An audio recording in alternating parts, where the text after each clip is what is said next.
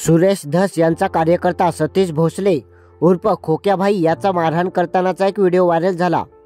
तेव्हापासून या खोक्याभाईचे अनेक काळे कारनामे समोर येत आहेत। 3 व्यक्तींना अमानुषपणे मारहाण केल्याप्रकरणी सतीश भोसलेवरती गुन्हा दाखल करण्यात आला। त्यापाठोपाठ आता वन्य प्राण्यांची तस्करी आणि शिकार केल्याप्रकरणी देखील खोक्याभाईवरती गुन्हा दाखल करण्यात आला आहे।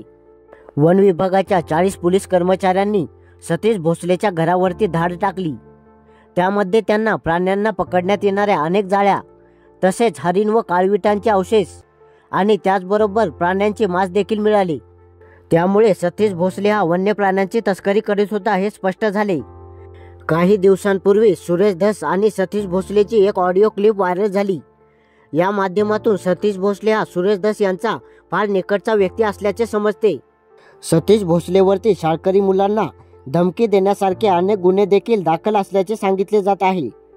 त्यातच आता वन्य प्राण्यांची तस्करी आणि अमानुषपणे मारहाण करणाऱ्या सतीश भोसलेंच्या पाठीमागे कोण आहे याचा देखील तपास सुरू आहे।